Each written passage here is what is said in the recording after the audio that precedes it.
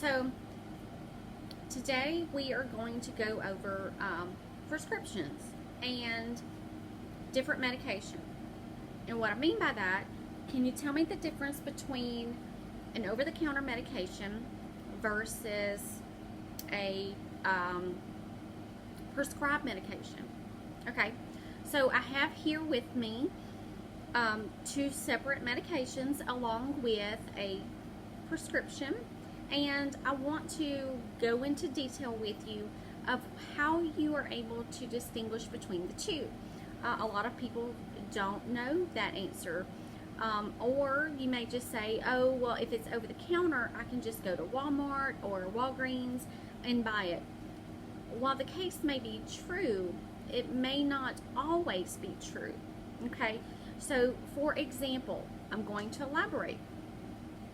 I have here just a low dose vitamin. Okay, yes, I can get this over the counter.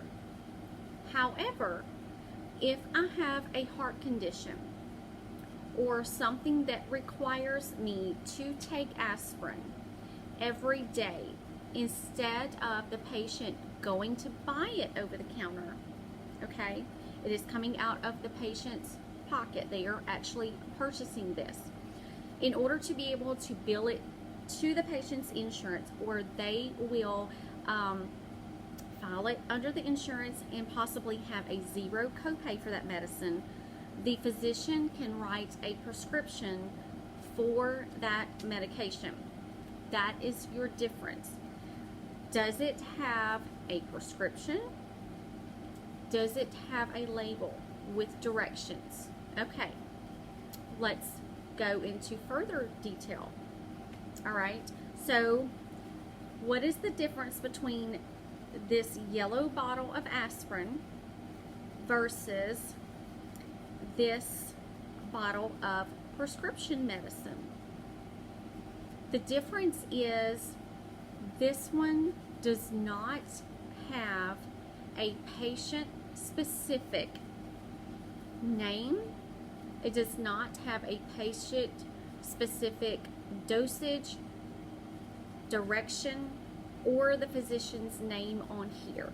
Okay, this can be purchased at any over-the-counter facility.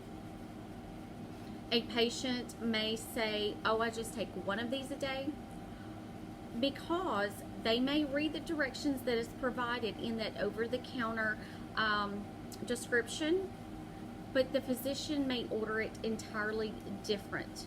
So that is your difference in being able just to purchase this over the counter versus having a prescription. It is that label. If my physician orders aspirin for my heart condition, but it needs to be a different direction or a different milligram than what's on this bottle, I need to have a prescription, and it will need to come in a prescription bottle. Your label, the label is going to have all of that patient information, okay? The name of the medication, the dosage amount, the directions of that medication, how that physician wants it dispensed, is going to have that physician's name and contact information on there. It'll also have that pharmacy information on there. Okay, so that is the difference between just being able to go to your pharmacy and buying aspirin over the counter versus needing a prescription for aspirin. Okay, so it is the label. That is your difference when you are looking at these two bottles of medication. It is your label with your directions and your physician information on there. So now let's talk about the prescription. Okay, I have aspirin here, but I have written out a prescription for you to show you. Okay, you have to have your patient information on the prescription. Okay, your patient information, it has to be your patient's full name, first and last name. If they have a suffix behind their name, if they are a junior or a senior, that has to be on there as well. The address, you do not necessarily have to put that patient address, but you do have to put that patient date of birth. That pharmacy needs to be able to distinguish how many Jane Smiths in this world are there. There may be umpteen million. So we need to have that date of birth, because that pharmacy, when they are filling this prescription, you are normally asked for your identification and your insurance card when you go get your prescriptions filled at the pharmacy. It needs to have a date that the physician writes the order on the prescription, because these prescriptions are only validated for a certain amount of time. Okay, it needs to have full instruction on the prescription. Okay, your RX on this prescription pad, this is the name of the medication, and it just so happens that Claritin, okay, Claritin is an over-the-counter medication, just like aspirin is. However, this patient gets their prescriptions filled through a mail-in pharmacy, or if your patient gets their prescriptions filled maybe at the VA, they need handwritten prescriptions for all of their medications, including any over-the-counter medications. Okay, so you have to give the name of the medication, the dosage, which is going to be 10 milligrams. 1, PO is oral, QD is every day, or QD is every day.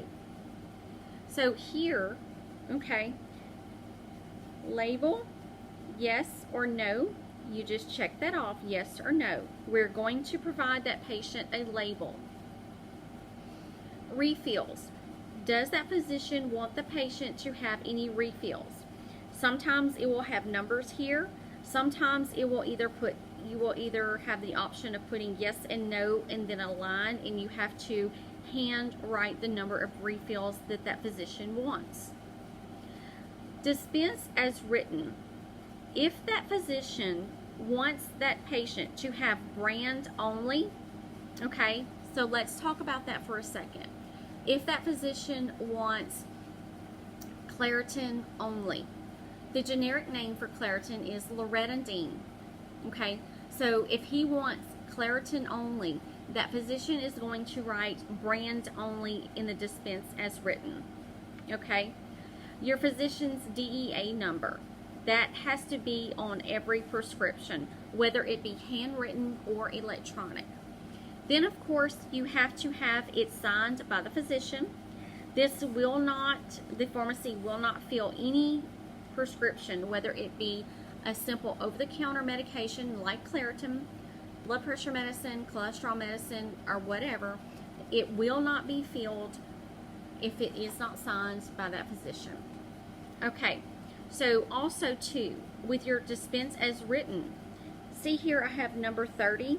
That is going to tell that pharmacist how many, okay, that dispense as written, quantity of how many. The physician has ordered this once a day. So there are typically 30 days in a month.